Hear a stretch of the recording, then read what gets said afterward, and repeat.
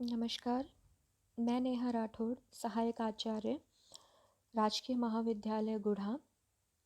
आज का हमारा टॉपिक है राजस्थान से बंगाल की खाड़ी की ओर बहने वाली नदियाँ।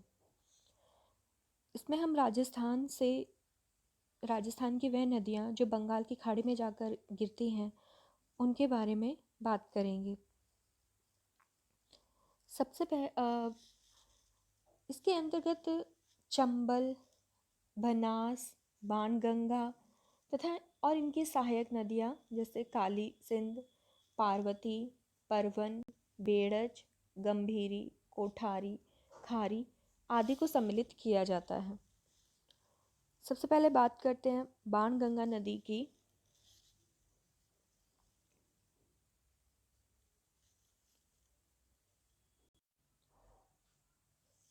इसका उद्गम जयपुर जिले की बैराठ पहाड़ियाँ हैं। यहाँ से यह पूर्व की ओर सवाई माधोपुर जिले और उसके पश्चात भरतपुर जिले में प्रवाहित होती है। पूर्व में यह नदी आगरा के फतेहाबाद के निकट यमुना में मिल जाती रही है, किंतु वर्तमान में इसका जल भरतपुर जिले के क्षेत्र में फैल जाता है। इस नदी की कुल लंबाई 380 किलोमीटर के लगभग है। इस नदी को अर्जुन की गंगा व ताला नदी भी कहते हैं। इसी नदी के किनारे बैराठ सभ्यता विकसित हुई है। तो दौसा में माधोसागर बांध परियोजना भी इसी नदी पर स्थित है। यह राजस्थान की दूसरी नदी है जो अपना जल सीधा यमुना में डालती है।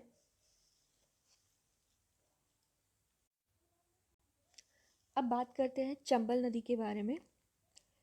चंबल नदी, इसका उद्गम मध्य प्रदेश के इंदौर जिले के महू के निकट जानापाव पहाड़ी से है। इस नदी को चर्मणवती नदी, राजस्थान की कामधेनु, बारहमासी नदी, नित्यवाही नदी आदि नामों से जाना जाता है। यह एकमात्र नदी है जो अंतर्राज्यीय सीमा राजस्थान मध्य प्रदेश की सीमा जो है वो बनाती है। विश्व की एकमात्र नदी जिसके 100 किलोमीटर के दायरे में 3 बांध बनाए गए हैं और तीनों पर ही जल विद्युत उत्पादन किया जाता है। इसके ऊपर जो बांध बनाए गए हैं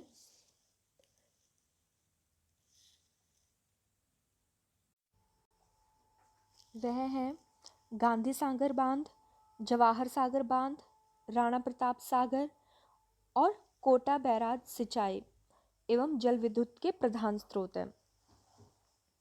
चंबल की प्रमुख सहायक नदियों में बनास, काली सिंध और पार्वती है। राजस्थान में सर्वाधिक अवनालिका अपरदन चंबल नदी से होता है। तो राजस्थान में चंबल बेसिन क्षेत्र उत्खात स्थलाकृति के लिए प्रसिद्ध है। इसकी प्रवाह प्रणाली वृक्षाकार है जिसका बहाव दक्षिण से उत्तर की ओर है और यह राज्य के बहाव क्षेत्र की दृष्टि से सबसे लंबी नदी है। नदी की कुल लंबाई 966 किलोमीटर है। मध्य प्रदेश में 315 किलोमीटर, राजस्थान में 135 किलोमीटर। अंतर्राज्यीय सीमा मध्य प्रदेश, राजस्थान व उत्तर प्रदेश सीमा 241 किलोमीटर, उत्तर प्रदेश में 275 किलोमीटर बहती है। एलिनिया सिंचाई परियोजना भी चंबल नदी के किनारे पर ही स्थित है। सवाई माधोपुर और धौलपुर के क्षेत्रों में चंबल नदी के समीपवर्ती क्षेत्रों में अत्यधिक कटाव के कारण बीहड़ बन गए हैं।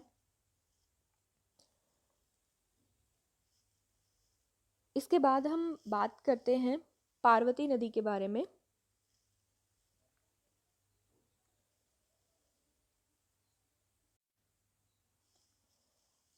पार्वती नदी का उद्गम मध्य प्रदेश के सीहोर क्षेत्र से राजस्थान में सीहोर क्षेत्र से है और राजस्थान में प्रवेश यह करियाहाट जो कि बारां में है नामक स्थान पर करती है। यह पालिया जो कोटा में है चंबल नदी में मिल जाती है वहाँ पे। पार्वती बेसिन राजस्थान और मध्य प्रदेश राज्य के बीच प्राकृतिक सीमा का सृजन करती है।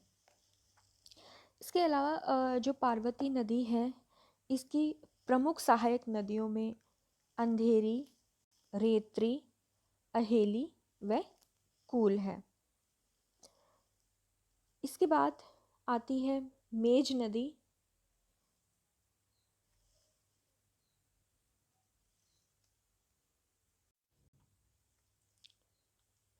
इसका उद्गम भीलवाड़ा जिले की बिजोलिया नामक स्थान से होता है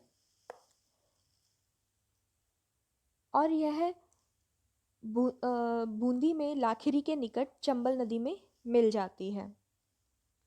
इसके बाद आती है बनास नदी।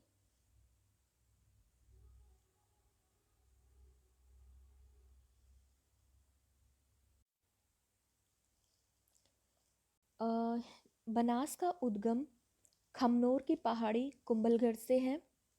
इसे वर्णाशा नदी या वन की आशा आदि नामों से जाना जाता है। यह राजस्थान में पूर्ण बहाव की दृष्टि से सबसे लंबी नदी है जिसकी कुल लंबाई 480 किलोमीटर है। इस नदी का जलग्रहण क्षेत्र सर्वाधिक है। इस नदी पर 3 त्रिवेणी संगम है। पहला बिंगोद जो कि भीलवाड़ा में है। यह मेनाल नदी, बनास नदी व बेड़च नदी यहाँ पर के संगम से बनता है। ये तीनों नदियाँ यहाँ पे मिलती हैं। दूसरा है देवली के निकट बीसलपुर जो कि टोंक में है। यहाँ पर डाई, खारी व बनास नदी मिलती हैं। तीसरा है रामेश्वरम, सवाई माधोपुर में चंबल, बनास व सीप नदी मिलती हैं। तो इस तरह से तीनों ही जो तीनों ही जो त्रिवेणी संगम है बहुत इम्पॉर्टेंट है। बहुत सारे एग्जाम्स में ये पूछे जाते हैं। इसके अलावा मेनाल झरना जो है वह भीलवाड़ा व चित्तौड़गढ़ जिलों की सीमा पर स्थित है और झाडोल सिंचाई परियोजना भी जो है राजस्थान की वह बनास नदी पर स्थित है। इसके अलावा यह जो नदी है यह कुंभलगढ़ से दक्षिण की ओर गोगुंदा के पठार से प्रवाहित होती हुई अरावली श्रेणी को काटकर नाथद्वारा, राजसमंद और रेलमगरा होती हुई चित्तौड़गढ़ एवं भीलवाड़ा जिले से भिंगौद के पास बेड़च को सम्मिलित करते हुए सवाई माधोपुर, कोटा के समीप चंबल में मिल जाती है। यह नदी ग्रीष्म काल में सूख जाती है।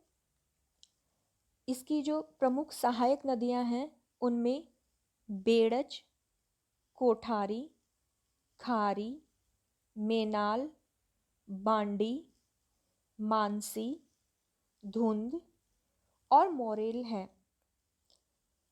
यह इसकी प्रमुख सहायक नदियां हैं।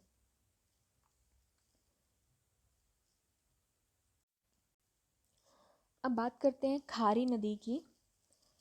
खारी नदी, इस नदी का उद्गम उदयपुर जिले के बिजराल ग्राम की पहाड़ी से है। इसकी कुल लंबाई जो है वो 80 किलोमीटर है। अजमेर जिले में देवली के निकट यह बनास में मिल जाती है। इसके बाद आती है कोठारी नदी। कोठारी नदी यह भी बनास की सहायक नदी है जो उदयपुर जिले के उत्तरी भाग से निकलने के पश्चात लगभग 145 किलोमीटर प्रवाहित होकर भीलवाड़ा जिले में बनास में मिल जाती है। इसके बाद में आती है बेड़च नदी। बेड़च नदी का उद्गम गोगुंदा की पहाड़ी से है। इस नदी को उदय सागर झील से पहले आयड़ नदी और बाद में बेड़च नदी कहते हैं। ठीक है, ये ध्यान रखना इम्पॉर्टेंट है कि उदय सागर झील से पहले ये आयड़ नदी है और बाद में बेड़च नाम पड़ जाता है इसका। इसके किनारे आहड़ सभ्यता विकसित हुई है और इस नदी की कुल लंबाई 190 किलोमीटर है। इसके बाद में बात करते हैं हम गंभीरी नदी की।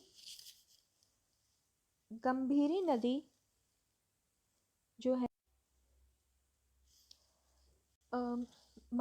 इस नदी का उद्गम मध्य प्रदेश में जावद की पहाड़ियों से है। यह चित्तौड़गढ़ जिले में बहती हुई चित्तौड़गढ़ नगर से 2 किलोमीटर उत्तर में बेड़च से मिल जाती है।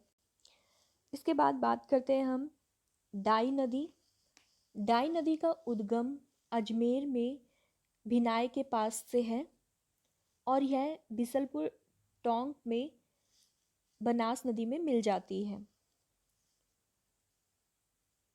इसके बाद हम बात करेंगे गंभीर नदी पर। इसका उद्गम करौली के हुरडा गांव में से होता है। गंभीर नदी पर अजान बांध जो कि भरतपुर में स्थित है और पांचना बांध जो कि करौली में स्थित है इस पर। जुगाड़ सिंचाई परियोजना राजस्थान की गंभीर नदी पर स्थित है, गंभीरी नदी पर स्थित है वो। इसके बाद में परवन नदी। परवन नदी का उद्गम मध्य प्रदेश के मालवा के पठार से है। राजस्थान में प्रवेश खरीबोर गांव झालावाड़ में से करती है। यह रामगढ़ कोटा में काली सिंध नदी में मिल जाती है। इस नदी पर 12 जिले में परवन परियोजना शुरू की गई है। इसके बाद काली सिंध नदी। काली सिंध नदी इसका उद्गम देवास मध्य प्रदेश के बागली गांव की पहाड़ी से है। राजस्थान में यह प्रवेश रायपुर गांव जो कि झालावाड़ में है वहाँ से करती है। तो नानेरा कोटा में चंबल नदी में मिल जाती है। तो तीनों ही इसके जो लोकेशन है वो याद रखनी है। नानेरा कोटा में तो ये चंबल नदी में मिलती है और रायपुर से ये झालावाड़ में प्रवेश करती है और इसका उद्गम देवास मध्य प्रदेश में है। इसके बाद हम बात करते हैं आहू नदी की। आहू नदी इसका उद्गम सुसनेर मध्य प्रदेश से है। तो राजस्थान में प्रवेश नंदपुर गांव जो कि झालावाड़ में है से करती है। यह गागरोन के किले के पास झालावाड़ में जो स्थित है काली सिंध नदी में मिल जाती है। इसके बाद में आती है हमारी मेनाल नदी। मेनाल जो है यह भी क्या बोलते हैं बनास की सहायक नदी है।